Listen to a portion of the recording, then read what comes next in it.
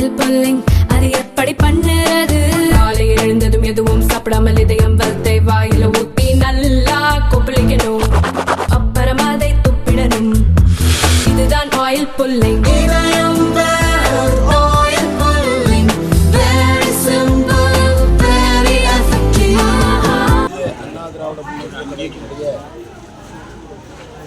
சார்பு அமைப்பான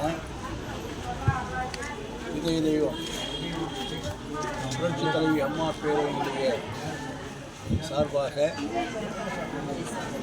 இந்த மாநிலத்தினுடைய செயலாளர் முன்னாள் அமைச்சர் அன்பிற்குரிய சகோதரர் உதயகுமார் அவர்கள் பொதுச்செயலாளருடைய ஆணையேற்று திண்ணை பிரச்சாரத்தை இன்று துவக்குகிறார்கள்.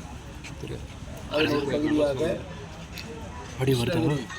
கிழக்கு மாவட்ட அம்மா பேரவையினுடைய சார்பாக அவருடைய மாவட்ட செயலாளர் அன்றைக்குரிய சகோதரர் தங்கமுத்து அவர்களுடைய தலைமையில் மாவட்ட கழக செயலாளர் கலந்துக்கல, அதே சமயத்தில் நான் புறக்கணிக்கல, ஆனால் கலந்துக்கலன்ற ஒரு கருத்து சொல்லியிருக்கிறாங்க.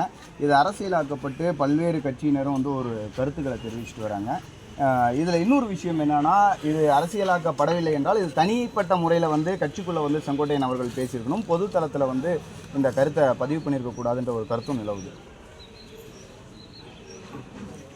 மரியாதைக்குரிய அண்ணன் செங்கோட்டையன் அவர்கள் அனைத்து இந்திய அண்ணா திராவிட முன்னேற்ற கழகத்துடைய மூத்த தலைவர்களில் ஒருவர். புரட்சித் தலைவர் எம்ஜிஆர் மறைவுக்கு பின்பாக மறைந்த முன்னாள் முதலமைச்சர், எங்களுடைய கழகத்தினுடைய போட்டிகளுக்குரிய பொதுச் செயலாளர், புரட்சித் தலைவி அம்மா அவர்கள் இந்த இயக்கத்தை தலைமையேற்று வழிநடத்திய பொழுது புரட்சித் தலைவி அருகாமையில் ஒரு முன்னணி தளபதியாக செயலாற்றியவர். அரசியலில் மிகப்பெரிய அனுபவம் கொண்டவர். அரசியலில் ஏற்றத்தாழ்வுகளை சந்தித்தவர். அதே நேரத்தில் அவருடைய உழைப்பிற்கு ஏற்ற அளவிலே இதய தெய்வம் டாக்டர் புரட்சித் தலைவி அம்மா அவர்கள் உயர்ந்த பதவிகளெல்லாம் கொடுத்து அழகு பார்த்தார்கள். அதைத் தொடர்ந்து இன்று நம்முடைய கழகத்தினுடைய பொதுச் செயலாளர் எடப்பாடியார் அவர்களும் புரட்சித் தலைவி அவரிடத்தில் எந்த அளவிற்கு அவரை மதிப்போடும் மரியாதையோடும் வழிநடத்தினார்களோ அதேபோல் இன்றளவில் கழகத்தினுடைய பொதுச் செயலாளர் எடப்பாடியார் அவர்கள் ஒரு மூத்த தலைவராக இருக்கின்ற செங்கோட்டையன் அவர்களை மதித்து அவரை மதித்து அழைத்து செல்கிறார் என்பதை நான் தெரிவித்துக் கொள்கிறேன். அதோடு மட்டுமல்ல, அதாவது அண்ணன் செங்கோட்டையனை பொறுத்தவரையில் இந்த இயக்கத்தோடு ஒன்றிணைந்து நிற்பவர். அவரோடு அந்த மாவட்டத்திலே இருந்த திரு முத்துசாமி அவர்கள், அவருக்கும் சில சோதனை வந்த பொழுது இந்த இயக்கத்தை காட்டி கொடுத்துவிட்டு எதிரணிக்கு சென்று இன்று அமைச்சராக இருக்கின்றனர்.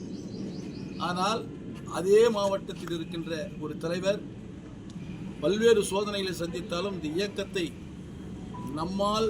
நம்முடைய உழைப்பாலும் இந்த இயக்கம் வளர்ந்திருக்கிறது என்ற சிந்தனையோடு இந்த இயக்கத்திற்கு கடைசி வரை இறுதி வரை உறுதுணையாக இருப்பார் என்ற நம்பிக்கை எனக்கு இருக்கிறது. பிரிந்திருக்கக்கூடிய அதிமுக ஒன்றிணைஞ்சு போட்டிட்டால் தான் அதிமுக வெற்றி பெற முடியும், இல்லைனா அதிமுகவுக்கு 2026 தேர்தல் தாழ்வு தான் அப்படின்னு ஒரு செய்தியாளர் சந்திப்பில் ஓபிஎஸ் அவர்கள் சொல்லியிருக்காங்க. அவர் சொல்வது அவருடைய கருத்தாக எடுத்துக்கொண்டாலும் கூட எந்த நிபந்தனையும் இல்லாமல் நான் இணைவதற்கு தயார் என்று சொல்கிறார். சொல்லிவிட்டு அடுத்தது என்ன செய்கிறார் என்று சொன்னால் உச்சநீதிமன்றத்தில் கேவியட் போடுகிறார். அதுக்கு என்ன பொருள்? கட்சியை எதிர்த்து தேர்தல் களத்தில் இருக்கிறார். எதிரிகளோடு சேர்ந்து இணைந்து எங்களை எதிர்க்கிறார். அதற்கு என்ன பொருள்? தலைமை கழகத்திலே அடியாட்களை அடிக்கிறார், பொருளை சேதாரப்படுத்துகிறார். அதற்கு என்ன பொருள்? நான் ஒரு கருத்தை இங்கு வெளிப்படையாக சொல்ல விரும்புகிறேன். புரட்சித் தலைவர் எம்ஜிஆர் மறைவுக்கு பின்பாக இதே போன்ற ஒரு சூழல் இருந்தது. அப்பொழுது புரட்சித் தலைவி அம்மா அவர்களை இந்த கட்சிக்கு தலைமையேற்க வைக்கக்கூடாது என்பதற்காக சில பெருந்தலைவர், ஏன் குறிப்பாக சொல்லுகிறேன், ஆர் எம் வீரப்பன் போன்றவர்கள் எல்லாம் ஒரு சில தலைவர்கள் இணைந்து புரட்சித் தலைவர் எம்ஜிஆருடைய துணைவியார் அன்னியார் ஜானகி அம்மையாரை முன்னிறுத்தினார்கள். முன்னிறுத்தி முதலமைச்சர் பொறுப்பையும் கொடுத்தார்கள். அதற்கு பின்பு நம்பிக்கையில்லா தீர்மானத்தில் ஆட்சி கவிழ்ந்த பின்பு தேர்தலும் வருகிறது. அந்த தேர்தலில் ஜானகி அம்மையாரை முன்னிறுத்தி மறைந்த முன்னாள் நடிகர் சிவாஜி கணேசன் அவர்களை கூட்டணி வைத்துக் கொண்டு தேர்தல் களத்தில் இருக்கிறார்கள். அவர்கள் ஒரு பிரிவாக நிற்கிறார்கள். புரட்சித் தலைவி அம்மா அவர்கள் தொண்டருடைய செல்வாக்கோடு ஒரு பிரிவாக நிற்கிறார்கள். ஜே என்று அதற்கு பெயரிடப்படுகிறது.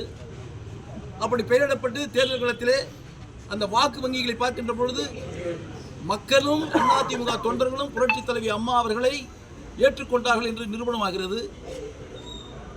அன்னியார் ஜானகி அம்மையார் அவர்கள் எந்த வகையிலாவது புரட்சித் தலைவி அம்மா அவர்களை வெளியேற்ற வேண்டும் என்று ஜானகி அம்மையாரை பயன்படுத்துவதற்கு இந்த தலைவர்கள் முயற்சி செய்கிறார்கள். ஆனால் ஜானகி அம்மையார் முடிவெடுக்கிறார். என்ன என்று சொன்னால், இந்த இயக்கத்தை உருவாக்கியவர் என்னுடைய கணவர் உருவாக்கிய இந்த இயக்கம் பாழ்பட்டு விடக்கூடாது. மக்கள் சக்தி அந்த அம்மையாரிடத்தில் இருக்கிறது. தொண்டர்கள் அந்த அம்மையார் பக்கத்தில் இருக்கிறார்கள். அரசியல் ஆதாயம் தேடுவதற்காக என்னை இவர்கள் பயன்படுத்த முயற்சிக்கிறார்கள்.